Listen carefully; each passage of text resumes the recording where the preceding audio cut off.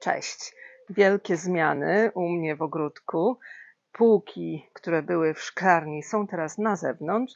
No i pogodę mamy już od ponad tygodnia właśnie taką, ponad 20 stopni, więc te wszystkie rozsady, które tutaj są, muszą być chronione przed wysychaniem i ja to zawsze robię firankami.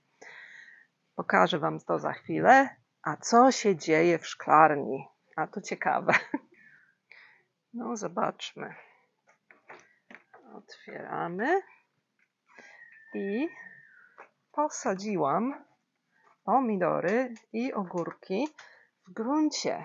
Tutaj położyłam kartony i położyłam zrębki gdzieś tak od lutego, marca i ta ziemia po prostu jeszcze cały czas była wilgotna. Pełno dżdżownic, pełno kokonów dżdżownic.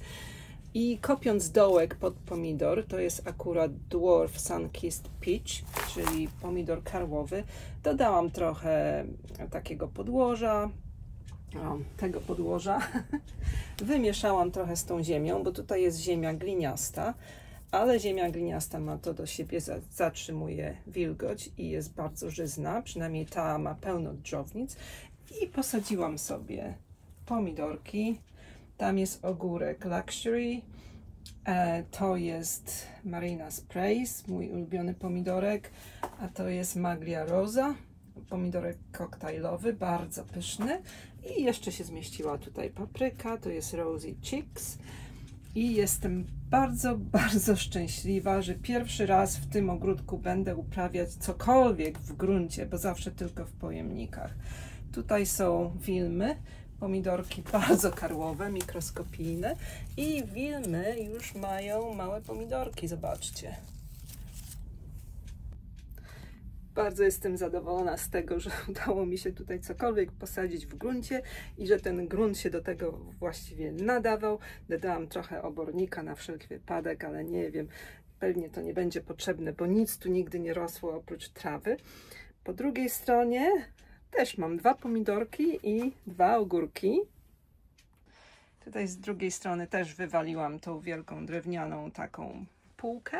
I tutaj się znalazł pomidor Rusted Soul. Ten jest podwiązany sznurkiem do ramy. Tutaj wsadziłam te 2 rosyjskie ogórki To Everyone's Envy, takie, które mają mieć bardzo dużo owoców z jednego węzła. Posadziłam 2, bo już nie wiem, gdzie miałam je wsadzić. A tam mamy Sophia's Magic Rainbow. Tam z tyłu dalie się pędzą. A tutaj jeszcze moja robota na dzień dzisiejszy, cynie i kosmosy do porozdzielania. A tutaj zostawiłam sobie taki stół roboczy.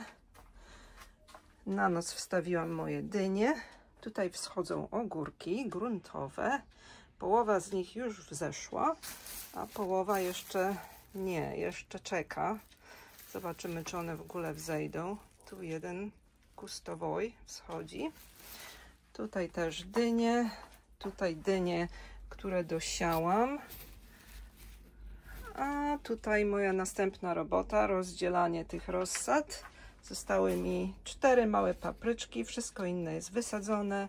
Cynie, bazylię do porozsadzania. To jest ogórek, który miałam w domu, który mi dał z 6 ogórków. No i widzicie.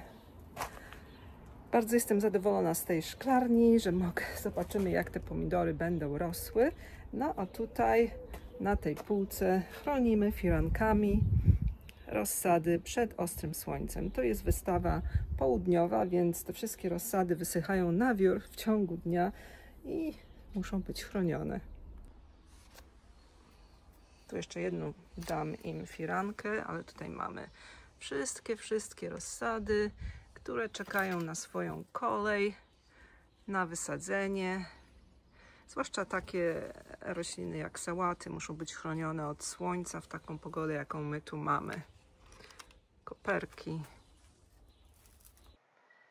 A na nowej działce też wielkie zmiany. Groszek pachnący kwitnie. Żeby osiągnąć taki efekt, w Anglii siałam nasiona jesienią i przezimowałam w doniczkach. I posadziłam tutaj w marcu. I w Polsce myślę, że też może to tak zrobić. Przezimować groszek pachnący w doniczkach. Nowy tunel postawiony. Na zewnątrz wczoraj posadziłam 3 odmiany kukurydzy. Tutaj są słoneczniki, różne fajne odmiany, to znaczy 3 odmiany słoneczników, różowe, białe, takie. Tam 3 pomidory gruntowe. Właściwie to nie wiem, czy gruntowe, ale to jest Accordion Cherry, bo chcę zobaczyć, jak rośnie na zewnątrz. Mam też jeden posadzony pod folią. Ten to jest Sugar Giant, to jest rosyjska odmiana, a tam Honeymoon. Honeymoon, żeby też zobaczyć, czy naprawdę jest odporny na zarazę, jak sobie będzie tutaj rósł na zewnątrz. Potrzebuje tylko palika. A tu w tunelu pomidory już się przyjęły, już się zielenią, już nie wyglądają tak źle.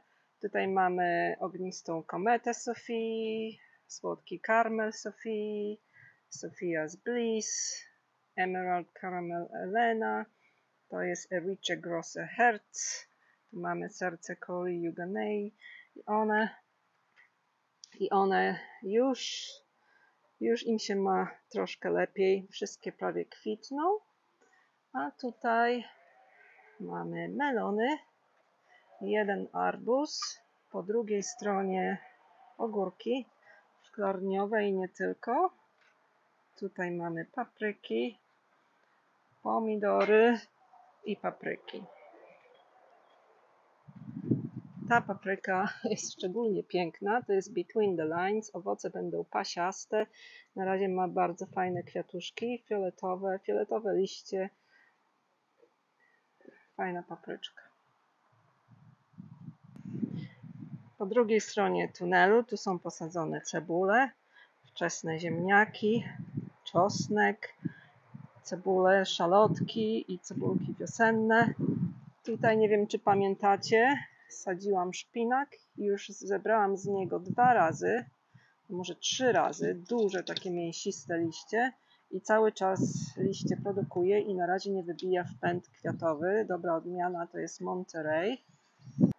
A w starym tunelu mam truskawki o miesiąc wcześniej. Taki tylko jest problem, że ziemia wysycha, ale już obskubuję te truskawki już dosyć długo i są takie słodkie, jakby się jadło normalnie cukierki. Spróbujcie kiedyś. A ja to zrobiłam jesienią, po prostu posadziłam po jednym krzaku truskawki w tych wiszących pojemnikach i po prostu super jest. W maju truskaweczki. A tutaj pomidory, cały tunel pomidorów.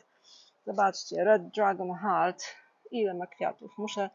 Muszę pozakładać torebki, żeby się nie pozapylały krzyżowo. Mam o tym film z zeszłego roku. Dlaczego? No bo to jest jeden krzak z jednej odmiany, a tu już jest druga odmiana i wystarczy jeden trzmiel, który przeleci z jednego kwiatka tej odmiany na tę odmianę i po prostu te nasiona już nie będą Red Dragon Heart, tylko będą mieszańcem Giant Green Zebra i Red Dragon Heart. Dzisiaj będę montować więcej tych doniczek do podlewania. Życie mamy. Ślimak. No i te pomidorki też już się przyjęły. Już zaczynają się zielenić, już tak nie więdną. Drzwi zostawiam otwarte na noc. Jest gorąco, siatkę mam w drzwiach. I to jest Brandywine Sudus Strain. Wyglądała bardzo żółto, a teraz jest zieloniutka. Tutaj są kalarepy, czerwone kapusty i białe kapusty. Mamy pierwsze brzoskwinie po jakichś 3 latach, ale muszę też założyć torebki z organcy, żeby ptaki nie zeżarły. Kwitną pierwsze wczesne piwonie. Tu będą następne. No a tutaj mamy brokuły i kalafiory i widzę też jedna kalarepa jest tam. Tu posadziłam resztę papryk pod tą tkaniną, która się nazywa Thermacrop, a tutaj mam szparagi, które posadziłam z tych korzeni. 5 szparagów, jeszcze ich nie zbieram, bo są młode. I w ostatnim tunelu też same pomidory, to jest mój najsuchszy, najgorętszy chyba tunel i już widzę, że zwiędły. Dzisiaj moją pracą będzie podlewanie, dodawanie wody do tych doniczek ceramicznych. bo widzę, że te tutaj cierpią. I tu jest najwięcej doniczek i one ciągle potrzebują wody. Tak jak ten. Nie zawsze widzicie, wszystko jest pięknie, ładnie. To jest serce Lubuszkino. Bardzo zwiędłe. To jest Morado de Arezzabaleta. Też muszę popodlewać. Czas goni, tyle do roboty. No ale trzeba pomidorki utrzymywać przy życiu. Jak co roku te gąsienice zżerają mi tą jedną roślinę. To jest verbascum. To jest, nie pamiętam co to jest za gąsienica ćmy. I ona się po prostu żywi tylko tym rodzajem roślin. I ja jej pozwalam. Co roku to samo. Gertrude Jekyll zaczyna kwitnąć. To jest pięknie pachnąca róża Davida Austina. Tam jedna jest otwarta. Uwielbiam tą różę. Tutaj sałaty, z których obrywam listki. To jest zachowanych nasion, ale piękna, czerwono-zielona sałata. Zobaczcie. Tyle wystarczy. Wczesne buraczki, reszta cebuli, dwie zielone sałaty, ziołowy zakątek, wiązówka błotna, bergamotka, zioła, wszędzie zioła. I także mam swój własny wrotycz, z którego zrobiłam olej. Używam na skórę. Od zeszłego roku jest po prostu wspaniały, więc mój własny wrotycz w tym roku też będzie.